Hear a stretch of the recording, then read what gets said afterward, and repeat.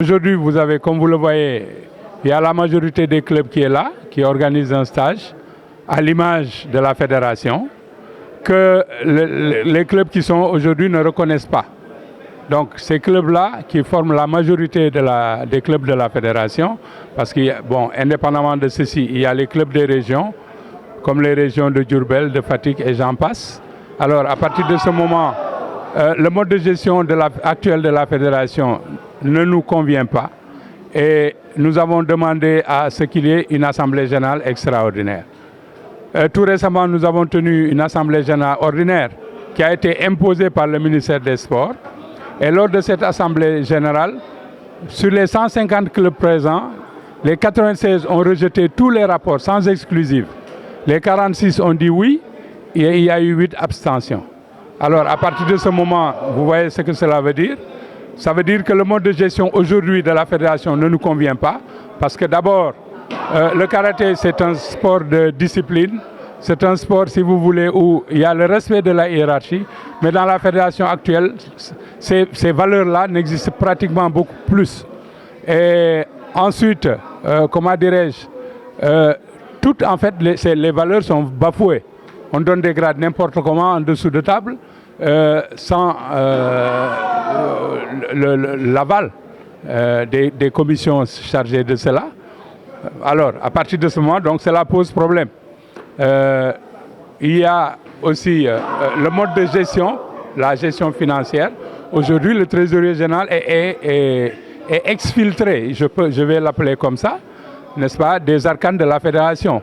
Et ce sont les autres qui travaillent à sa place, en particulier le président, qui dit que, bon, pour ce qui est des compétitions internationales, c'est à lui de prendre l'argent, ce qui n'est pas vrai. Je pense que dans la fédération, chacun a ses prérogatives. Tout ce qui est argent, c'est le trésorier qui s'en occupe.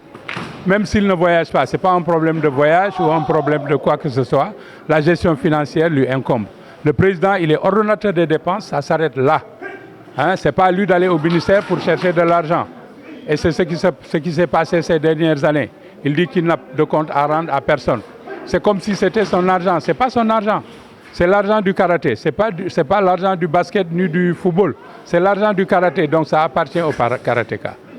Il est la personne morale, c'est vrai, mais il n'est pas dévolu à cette tâche. Celui qui est dévolu à cette tâche, c'est le trésorier général. Il faut avoir le courage de le dire. Alors, à partir de ce moment, donc, il y a eu beaucoup de manquements par rapport aussi à un compte qui a été créé sans le consentement du trésorier général de la fédération. Alors, à partir de ce moment, un compte Orange Money, où on a demandé évidemment au club de verser directement leur cotisation. Ce qui ne peut pas... Bon, nous sommes dans l'évolution du temps, c'est vrai. Je comprendrais qu'un club de Kolda ou bien de Ziguinchor, qu'on lui demande de payer par Orange Money, mais quel que soit Alpha, de toutes les façons, ils vont finir par le trésorier, parce que c'est lui qui est à même de pouvoir signer les passeports. Alors, à partir de ce moment, on a demandé au président une possibilité d'adopter les deux méthodes. Mais à notre grand regret, à notre, comment dirais-je, notre grande surprise circulaire, en disant que maintenant, obligatoirement, tous les clubs doivent verser l'argent directement à la fédération. Je lui ai dit, ce n'est pas ça qu'on s'est dit, au comité directeur.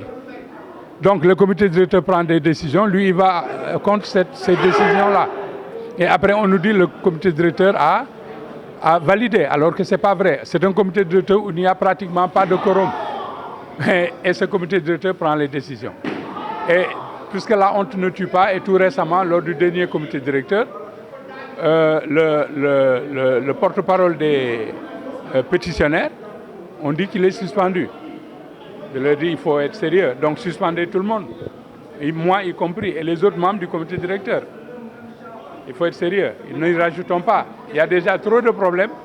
Je pense qu'il ne faut pas en rajouter. Parce que Moussa Diallo, il ne parle pas en son nom. Il parle au nom des pétitionnaires. Donc s'il faut le suspendre, il faut suspendre tous les pétitionnaires. Il faut suspendre tous les clubs, les 167 clubs qui représentent les pétitionnaires. Ce que nous sommes en train de faire aujourd'hui, la désobéissance. On ne fera plus partie des activités de la fédération. Donc on va travailler, certainement on va avoir une fédération parallèle, si le ministère ne se lève pas pour régler le problème. il va y avoir deux fédérations.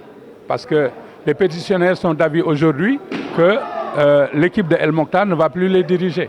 Alors à partir de ce moment, la balle appartient au ministère. Et bon, si le problème n'est pas réglé, le problème, il ne peut se régler que par une assemblée. Et cette assemblée ne peut être qu'une assemblée extraordinaire. Ils se disent majoritaires. Les pétitionnaires se disent majoritaires. C'est comme ku ñu naan da nga xuuxaan ah xuuxaan kay bu dee da nga xuuxaan yow nga ne xuuxaanoo nañ tekk tubéy bi rek xool boo xuuxaanee dinañ ko xam comme ça on saura qui est qui. Chacun se dit majoritaire. Alors en assemblée générale, ça va régler le problème une bonne fois pour toutes.